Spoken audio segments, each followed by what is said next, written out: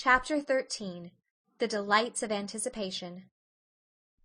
"It's time Anne was in to do her sewing," said Marilla, glancing at the clock and then out into the yellow August afternoon where everything drowsed in the heat. "She stayed playing with Diana more than half an hour more'n I gave her leave to, and now she's perched out there on the wood-pile talking to Matthew, 19 to the dozen, when she knows perfectly well she ought to be at her work. And of course he's listening to her like a perfect ninny. I never saw such an infatuated man. The more she talks, and the odder the things she says, the more he's delighted, evidently. Anne Shirley, you come right in here this minute. Do you hear me?" A series of staccato taps on the west window brought Anne flying in from the yard, eyes shining, cheeks faintly flushed with pink, unbraided hair streaming behind her in a torrent of brightness. "Oh, Marilla!" she exclaimed breathlessly. "There's going to be a Sunday school picnic next week, in Mr. Harmon Andrews's field, right near the Lake of Shining Waters. And Mrs. Superintendent Bell and Mrs. Rachel Lynde are going to make ice cream. Think of it, Marilla. Ice cream. And oh, Marilla, can I go to it?" "Just look at the clock, if you please, Anne. What time did I tell you to come in?" 2:00. But isn't it splendid about the picnic, Marilla? Please, can I go? Oh, I've never been to a picnic. I've dreamed of picnics, but I've never— "Yes, I told you to come at 2:00, and it's 2:45. I'd like to know why you didn't obey me, Anne." "Why, I meant to, Marilla, as much as could be. But you have no idea how fascinating Idlewild is. And then, of course, I had to tell Matthew about the picnic. Matthew is such a sympathetic listener.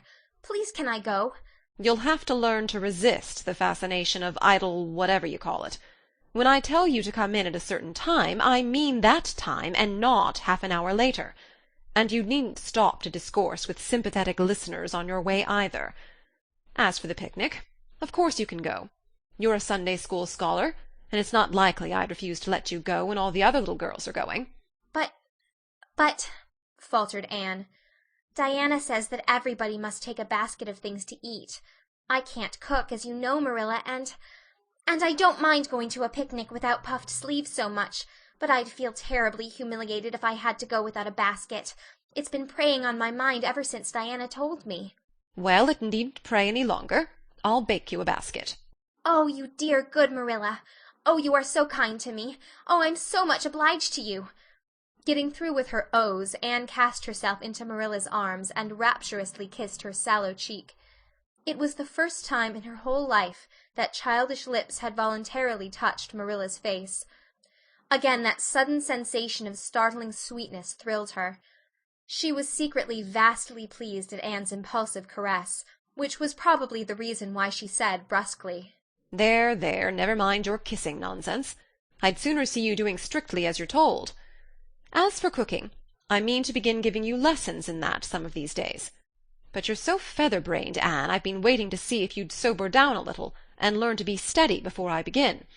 You've got to keep your wits about you in cooking, and not stop in the middle of things to let your thoughts rove all over creation. Now get out your patchwork and have your square done before tea-time." "I do not like patchwork," said Anne dolefully, hunting out her work-basket and sitting down before a little heap of red and white diamonds with a sigh. "I think some kinds of sewing would be nice, but there's no scope for imagination in patchwork. It's just one little seam after another, and you never seem to be getting anywhere.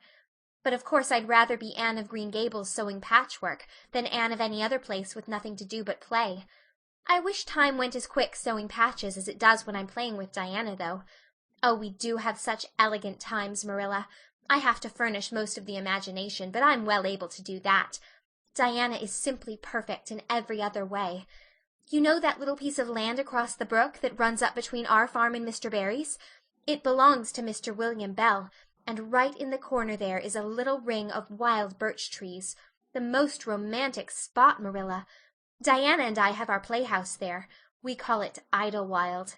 Isn't that a poetical name? I assure you it took me some time to think it out. I stayed awake nearly a whole night before I invented it. Then, just as I was dropping off to sleep, it came like an inspiration. Diana was enraptured when she heard it. We have got our house fixed up elegantly. You must come and see it, Marilla, won't you?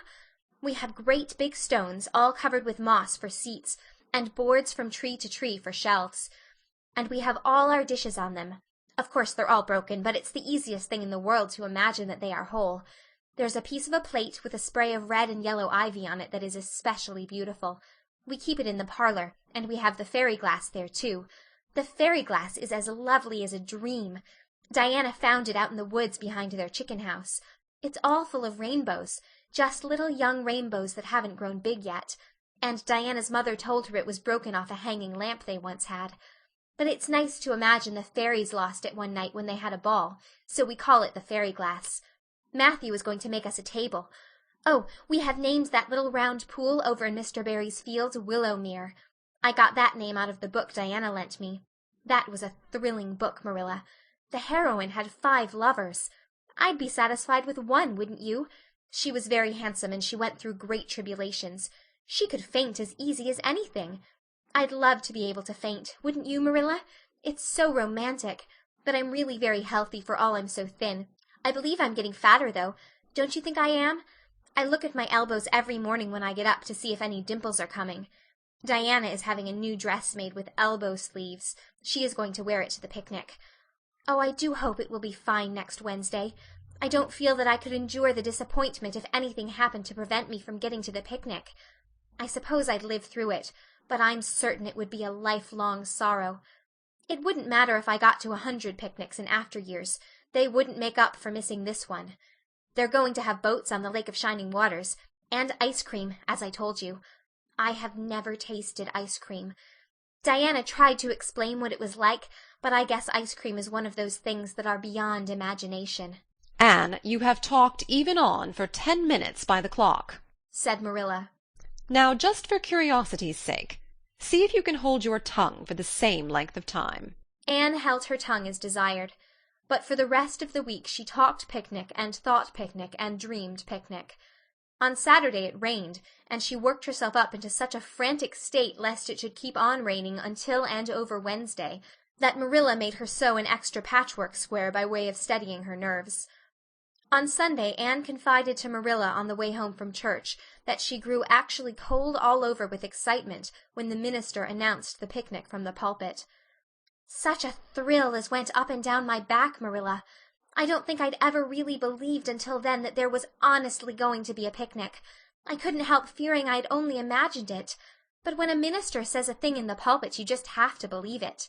You set your heart too much on things, Anne, said Marilla with a sigh. I'm afraid there'll be a great many disappointments in store for you through life. Oh, Marilla, looking forward to things is half the pleasure of them, exclaimed Anne. You mayn't get the things themselves, but nothing can prevent you from having the fun of looking forward to them. Mrs. Lynde says, "Blessed are they who expect nothing, for they shall not be disappointed." But I think it would be worse to expect nothing than to be disappointed. Marilla wore her amethyst brooch to church that day as usual. Marilla always wore her amethyst brooch to church. She would have thought it rather sacrilegious to leave it off, as bad as forgetting her Bible or her collection dime. That amethyst brooch was Marilla's most treasured possession. A seafaring uncle had given it to her mother, who in turn had bequeathed it to Marilla. It was an old-fashioned oval, containing a braid of her mother's hair, surrounded by a border of very fine amethysts. Marilla knew too little about precious stones to realize how fine the amethysts actually were, but she thought them very beautiful, and was always pleasantly conscious of their violet shimmer at her throat, above her good brown satin dress, even although she could not see it. Anne had been smitten with delighted admiration when she first saw that brooch. "Oh, Marilla, it's a perfectly elegant brooch. I don't know how you can pay attention to the sermon or the prayers when you have it on. I couldn't, I know. I think amethysts are just sweet. They are what I used to think diamonds were like. Long ago, before I had ever seen a diamond, I read about them, and I tried to imagine what they would be like.